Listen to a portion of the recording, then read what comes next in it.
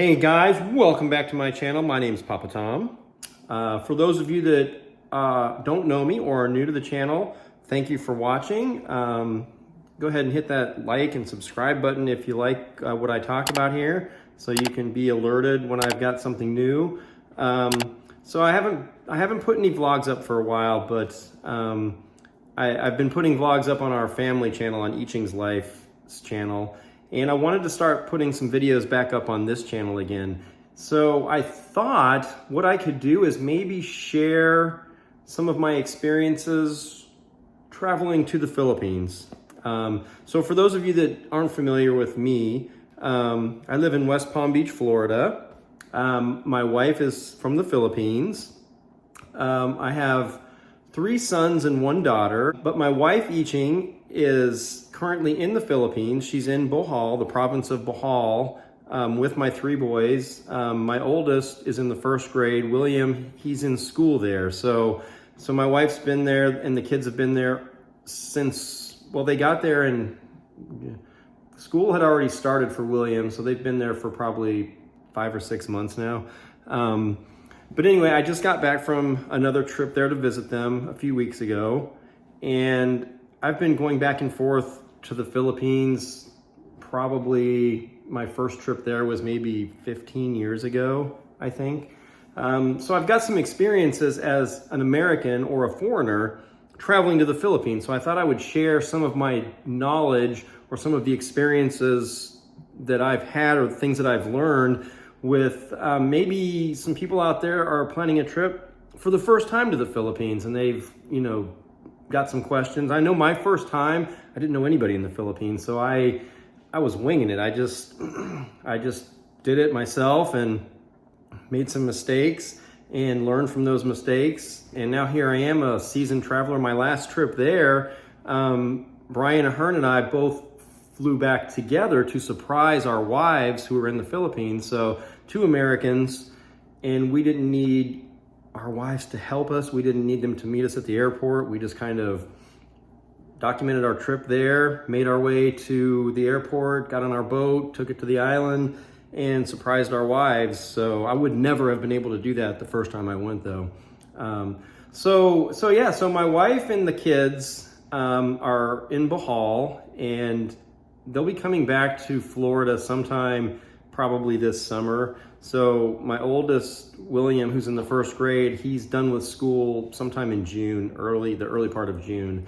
So we definitely don't want to take him out of 1st grade until he's completed 1st grade. So so I thought today for this episode of A Foreigner in the Philippines with Papa Tom, I would talk about traveling to the Philippines. So let's say you're out there somewhere in America or another country, and you either want to go to the Philippines for a vacation. It's a beautiful, beautiful place, one of the most beautiful on earth. Maybe you've met somebody. You want to go to the Philippines and meet your future wife, the love of your life. You want to see if it's, the relationship you've been dreaming for. Whatever the case may be, you're probably looking to plan a trip there, and I want to help you maybe with some of the things that I've learned to maybe help your trip become a little bit easier for you. So with that being said, I don't have to explain to you how to find trips, how to find tickets, flights. There's a couple different ways that you can do it, and I've done it both ways. Usually I'll find you can go to a travel website, for example, Travelocity, and you can type in, your starting location. Mine is in West Palm Beach, Florida, and I always choose local airports too. A lot of times I'll find better flights out of Miami, but I'll look for flights from Florida to the Philippines. So the biggest thing that I want to share with you about traveling to the Philippines is there's a couple different places that you can fly into internationally to the Philippines. So I've flown into 3, okay? And I'll tell you my thoughts on those 3 and what I think is the best, and it may not be someone else's best. Obviously, the capital of the Philippines is Manila. So if you're planning to meet somebody in Manila, or that's where you wanted to go visit, obviously that would be your choice of places to go. For me, I try to avoid Manila, the airport, if at all possible, only because it's the most crowded of the airports. It's the most chaotic seeming of the airports. And also keep this in mind, there's a lot less air conditioning in the Philippines in certain areas, and the airports always seem hot to me. So there's a lot of areas where you're tired, it may have been a 13 or 14-hour flight, and you're hot and you're in a crowded airport with a lot of people, and I've had some really long lines. So for me, those are reasons that I try to avoid going through there on my international trip, because you've got to go get your luggage and then go to customs and get through immigration, and it can be a long process. Okay, so for me, my last trip there, I found my flight flying into Cebu. Cebu is probably the best. Well, it was the best destination for me because my wife is currently on an island of Bohol, the province of Bohol, it's like a 2-hour boat ride away from Cebu. So flying into Cebu directly and going through customs and immigration there is a much, much more pleasant experience. I love that airport. It's modern, it's clean, it's not that crowded. It's one of my favorite airports in a lot of different places. It's a great airport. It doesn't take long to get through there, so that's my go-to airport. If you're traveling into the central Visaya vicinity of the Philippines. Once you arrive in either Manila or Cebu or one of the other airports, another airport that I'll fly into is, my wife's actually from Davao, so I'll fly into Davao when possible too, if I can find the right flight. That's a very small airport as well, and it's usually not crowded, easy to maneuver through. And also the Philippines is very English friendly. All the signs are in English, and most of the people that you'll encounter speak English, so you're not going to be stuck someplace trying to hope you find someone that you can ask questions to. If you can't find your terminal or whatever the case may be, I've never had any kind of issues at any of the airports in the Philippines. So anyways, yeah, flying into Cebu is probably my number one best place to go to. Once you're in the Philippines, then you can, they've got a couple, or maybe more than a couple, but they've got a couple really inexpensive local airlines that fly around the Philippines to all the other airports. So, there's Cebu Airlines that has flights everywhere, Philippine Airlines, and they're not really that expensive, guys. It's pretty inexpensive, and you can go to any of the smaller airports, whether you're going to Boracay or whether you're going to Cagayan de Oro. There's a lot of airports around to choose from. So that's my personal opinion. Try to avoid Manila unless you're going to Manila for a specific reason or to meet somebody in Manila. Just because it's so much easier to get through your immigration and customs and be stamped, have your passport stamped, and then being able to enter the Philippines is so much easier in the other airports. That's not to say that Manila is a bad airport, it's just I don't like crowds. Again, going back to buying the tickets, I found a flight under $1,000, which is a pretty darn good price. Just a basic coach seat. I only brought 2 backpacks. I brought my carry-on, which was a backpack as well, plus just a laptop backpack. So I didn't have to check any luggage. I could just check in at the airport on my phone and just go straight to the security and then get to my terminal.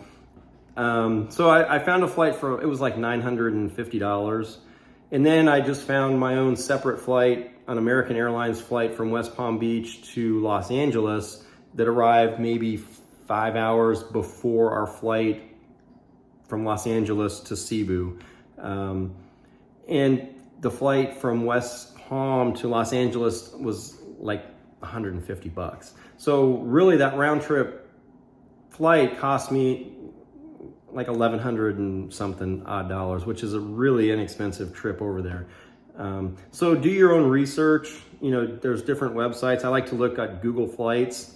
That's a pretty good website that shows me the good prices. But the reason I did it that way, I'll tell you from a previous trip that I booked through, I don't know, it was like a Travelocity website, but it had different airlines getting me from West Palm Beach to Davao, and then my return trip was from Davao back to West Palm Beach. But that Davao flight went from Davao on Singapore Airlines into Cebu, and then from Cebu, it was the same airplane. It just stopped and picked up passengers in Cebu, and then from Cebu, it flew me to Singapore, and then there was a connecting flight, and then from Singapore to LaGuardia Airport. Is that New Jersey?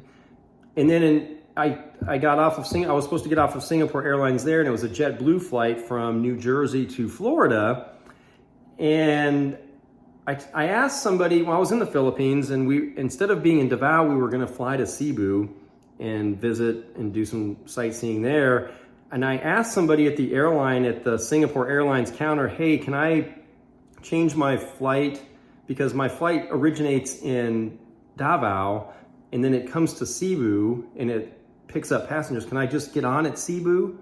And they're like, yeah, that's no problem. You can do that. I'm like, okay.